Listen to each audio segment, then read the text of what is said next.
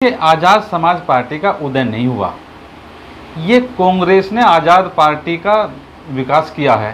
कांग्रेस और भाजपा ने केवल बहुजन समाज पार्टी को ख़त्म करने के लिए। चंद्रशेखर रावण जैसे बहुत सारे दल हैं, बनेंगे, आएंगे, लेकिन जिस दिन इलेक्शन होगा माननीय बहन जी ही मुख्य चेहरा होगा। तो ये प्रदेश सुरक्षित है, इस प्रदेश में सभी धर्म और जाति के लोग सुरक्षित हैं, तो माननीय बहन जी के शासन में सुरक्षित हैं, बाकी और सब बेकार है। माननीय बहन जी ने जो पूर्व मंत्री हैं माननीय रंगनाथ मिश्रा जी, मैं उनको बधाई देना चाहता हूं। उनको उत्तर प्रदेश की, पूर्वी उत्तर प्रदेश की जिम्मेदारी दी है, और मैं समझता हूं कि माननीय मिश्रा जी पूर्वी उत्तर प्रदेश में यदि ब्राह्मण समाज को जोड़ने में सफल रहे तो मैं समझता हूं उत्तर प्रदेश में बहुजन समाज पार्टी की सरकार बनाने से कोई नहीं रोक सकता। सबसे पहले सबको जय भीम। और जो समता आवाज़ से आप बोल रहे हैं, मैं आपका भी धन्यवाद देना चाहता हूं। साथियों, माननीय बहन जी ने 2007 में सबसे पहले भाईचारा काम किया था। 2007 में माननीय बहन जी ने हर समाज के आदमी को राजनीति में जोड़ा था। आज फिर उत्तर प्रदेश में 2022 का इलेक्शन आ रहा है, उसके मद्देनज़र माननीय बहन जी ने हर समाज के आदमी को उसको जिम्मेदारी बहुजन समाज पार्टी की ओर से देनी स्टार्ट कर दी है, क्योंकि बिना भाईचारे के इस प्रदेश नहीं, इस देश का भी भला नहीं हो सकता। माननीय बहन जी ने जो कई सारे विधायक, कई सारे बड़े पदाधिकारी बहुजन समाज पार्टी को छोड़कर चले गए थे, या माननीय बहन जी ने उनकी कुछ गलत नीतियों के कारण बाहर निकाल दिया था पार्टी से, उनको दोबारा माननीय बहन जी ने पार्टी में ले लिया है। और उन्होंने फिर माननीय बहन जी को आश्वस्त किया है कि हम बहुजन समाज पार्टी में आकर बहुजन समाज पार्टी का बढ़ाएंगे और इस प्रदेश में फिर बहुजन समाज पार्टी की सरकार बनाएंगे। जब से आज़ाद समाज पार्टी बनी है, कहीं ना कहीं ये कहा जा रहा है कि ये बहुजन समाज की जो वोट्स हैं उनको दो टुकड़ों में खंड करेंगे। कहीं ना कहीं बसपा को कमज़ोर करने के लिए आज़ाद समाज पार्टी का उदय हुआ है। क्या मानते हैं आप? देखिए, आज़ाद समाज पार्टी का उदय नहीं हुआ। ये कांग्रेस ने आज़ाद पार्टी का विकास किया है, कांग्रेस और भाजपा ने, केवल बहुजन समाज पार्टी को ख़त्म करने के लिए। लेकिन ऐसा नहीं है, क्योंकि बहुजन समाज पार्टी का जो है कार्यकर्ता वो मिशनरी कार्यकर्ता है। वो समझता है कि बाबा साहब ने कितनी मेहनत की है, माननीय प्रकाश राम जी ने कितनी मेहनत की है, बहन जी ने कितनी मेहनत की है। ऐसे ऐसे तो बहुत सारे छोटे छोटे दल होंगे जो बहुजन समाज पार्टी के खिलाफ अभी लड़ेंगे, बहुत सारे दल होंगे आपको मैदान में, लेकिन वो जिस दिन इलेक्शन होगा माननीय बहन जी दिखाई देंगी, वो सब धूल में मिल जाएंगे। अभी क्या लगता है कि जो लोग वापस लिए गए हैं बसपा के अंदर, वो पुनः पुराने बातों को भूलकर या पुरानी जिन कमियों के ऊपर बहन जी ने उनको निकाला था बसपा से, उन कमियों में वो सुधार कर पाएंगे अपने में? देखिए, जब उत्तर प्रदेश में माननीय बहन जी की सरकार थी तो हर आदमी सुखी था, सब लोगों के काम हो रहे थे, गरीब जनता की सुनी जा रही थी, धरातल पर विकास हो रहा था, उनकी बात भी मानी जा रही थी। लेकिन उनको कुछ ऐसा लगा कि भाई कहीं ना कहीं कुछ बहन जी में कमी है, और बहन जी से निकल के वो जो है दूसरी पार्टी में चले गए। पता पड़ी वहाँ तो और भी ज़्यादा गड़बड़ घोटाला है, ज़्यादा का वहाँ तो है ही गड़बड़ घोटाला, और ना उनकी सुनी गई।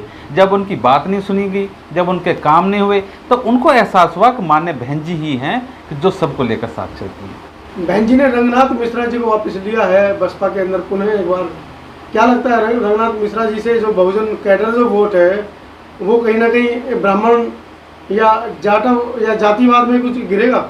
नहीं नहीं नहीं, एक्चुअली क्या कि देखिए, जब 2007 में सरकार बनी थी तो ब्राह्मण तबका एक हुआ था, क्योंकि वो दूसरी पार्टियों के शासन से बड़ा परेशान था, उन पर रोज़ अत्याचार होते थे। तो उन्होंने माननीय बहन जी के उसमें नेतृत्व में सरकार बनाई, और वो सब लोग इकट्ठे हुए।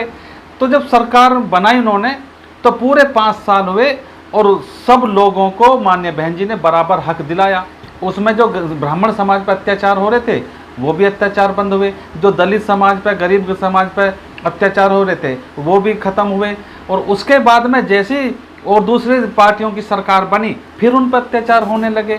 तो इसलिए अब वो फिर मान्य बहन जी के पास गए और उन्होंने ही मान्य बहन जी के से अपनी बात रखी है कि बहन जी आप सब समाज को फिर जोड़ो, हम आपके साथ हैं।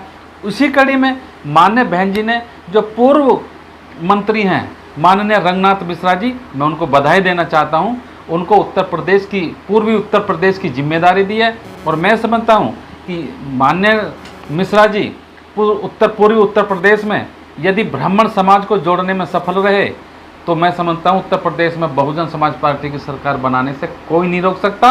आज मैंने उनको कमेंट देखे हैं, जो ब्राह्मण समाज हैं सबसे ज़्यादा रंगनाथ मिश्रा जी को बधाई दी है और साथ में मान्य बहन जी को बधाई दी है। और उन्होंने ये लिखा है कि यदि ये प्रदेश सुरक्षित है, इस प्रदेश में सभी धर्म और जाति के लोग सुरक्षित हैं तो मान्य बहन जी के शासन में सुरक्षित हैं, बाकी और सब बेकार है। वर्मा जी क्या लगता है, ब्राह्मण वोट और दलित वोट को लेकर बसपा सरकार बन पाएगी? बाकी जो दूसरे समाज का जो वोट है उसका क्या होगा? क्या वो बसपा को मिल पाएगा? देखो अंतानी जी, ऐसा नहीं है।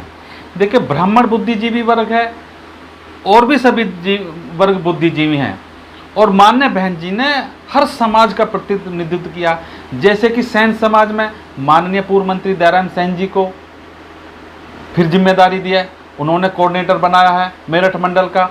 सुरेश कश्यप जी जो एमएलसी हैं, कश्यप समाज से हैं, उनको फिर जो है सहारनपुर और बरेली मंडल का कोऑर्डिनेटर बनाया है। अजीत पाल जी जो पिछड़े वर्ग से आते हैं, बहुत सारे ऐसे नेता हैं जो पिछड़े वर्ग से हैं, सबको जिम्मेदारी दी है और सबको उनको अपने समाज को जोड़ने की जिम्मेदारी दी है। यदि वो अपने समाज को जोड़ने में सफल हो जाते हैं तो मैं समझता हूँ उत्तर प्रदेश में बहुजन समाज पार्टी की सरकार फुल मेजोरिटी में बनेगी। गुर्जर समाज भी, क्योंकि ग्रेटर नोएडा बहन जी ने बसाया था और पूरे विश्व के अंदर एक मिसाल बनी है नोएडा के अंदर, बसपा सरकार के अंदर, जहाँ लोग जाने से भी कतराते थे, वहाँ स्वर्ग जैसा माहौल है। तो क्या कहेंगे, वहाँ नोएडा के अंदर जो गुर्जर समाज है, क्या वो भी बहन जी के साथ पुनः एक बार जुड़ पाएगा? देखिए, गुर्जर समाज में जो राजनीति है वो अच्छे लेवल पर उभर रही है, लेकिन पीछे जो कुछ लोग जैसे संगीत सोम, उन्होंने गुर्जर समाज की बेल्ट में जाकर कुछ ऐसे गलत बयान दिए कि उनको अपने फेवर में करने की कोशिश की और गुर्जर समाज के कुछ लोग उनके फेवर में आ भी गए। लेकिन वो इस बात को भूल गए कि नोएडा ही नहीं, प्रदेश में जहाँ जहाँ भी गुर्जर समाज हैं उनको, जैसे कि दादरी विधानसभा, गौतम बुद्ध विधानसभा, मेरठ लोकसभा, इनको मान्य बहन जी ने गुर्जर समाज के लोगों को वोट देकर आगे बढ़ाया। लखीराम नागर जी, बहुत सारे ऐसे जो है गुर्जर समाज के लोग हैं जिनको उनको अच्छे लेवल की जिम्मेदारी दी, उनको मंत्री बनाया।